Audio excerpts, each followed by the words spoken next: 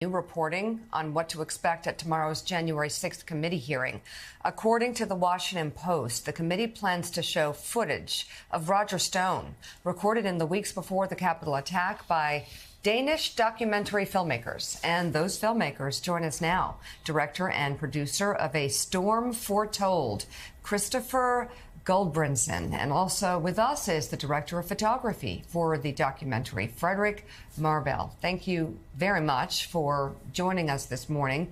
Christopher, I'll start with you. If you could explain how you ended up along for the ride with these characters and what drew you to them and what were some of the biggest things that stood out during your experience?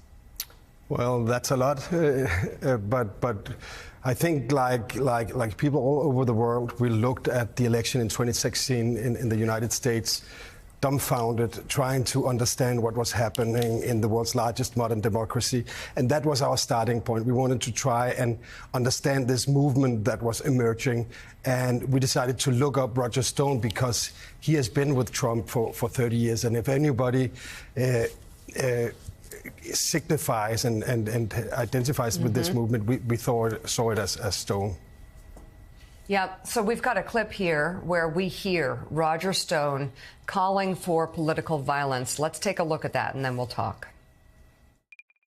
Excellent.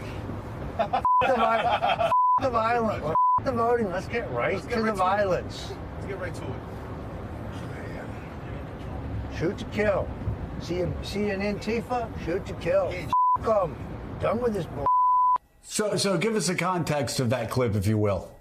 Well, we were returning from a rally. It's literally days before the election. And we were returning from a rally in Georgia.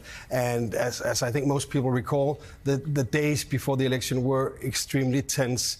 And I think this was an expression of frustration with the expectation of the pending defeat of Donald Trump. So he reportedly followed those statements by saying he was, quote, kidding. But let's take a look at another clip where we hear Roger Stone laying out the plan to challenge and discredit the election results, no matter what happens. Listen. What they're assuming is that the election will be normal. The election will not be normal. Oh, these are the California results? Sorry, we're not accepting them. We're challenging them in court. If the electors show up at the Electoral College, armed guards will throw them out. I'm the president. You. You're not stealing Florida. You're not stealing Ohio. I'm challenging all of it. And the judges we're going to are judges I appointed. You. You're not stealing the election. Former President Trump declared victory in the 2020 election before a final result was announced just like that. In this next scene, we hear Roger Stone explain that was the plan all along. Let's just hope we're celebrating. Yeah. I really do suspect it'll still be up in the air. But when that happens, the key thing to do is to claim victory. Possession is 9/10 of the law. No, we won. You. Sorry, over. We won. Yeah. You're wrong. You. And finally, you asked Roger Stone if Trump was willing to go along with the plan to upend the election. Let's watch what he told you. So that's the concept. Has it been pitched to the president? Yes, it has. I believe the president's for it.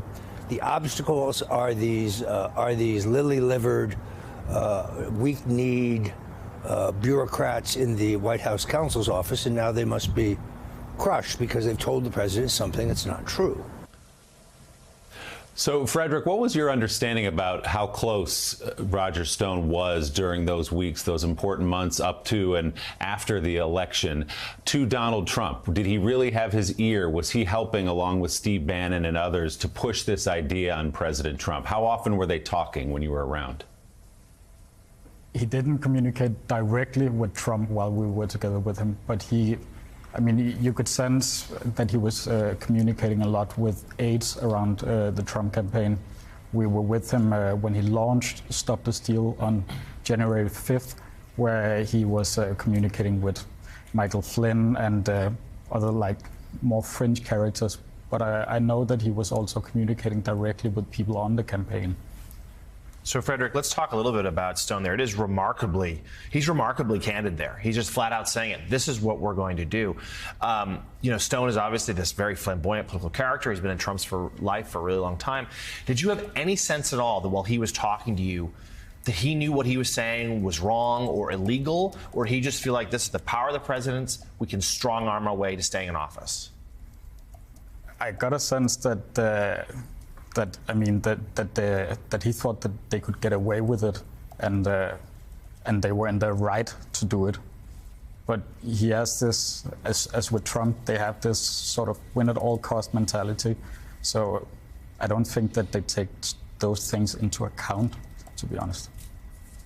So, Christopher, as we said a minute ago, we're going to see clips from your documentary from the Select Committee, from the January 6th Select Committee in Congress. You guys were subpoenaed for that information. Initially, you told the Washington Post you were reluctant to provide that material. What was that reluctance about, and why ultimately did you hand it over?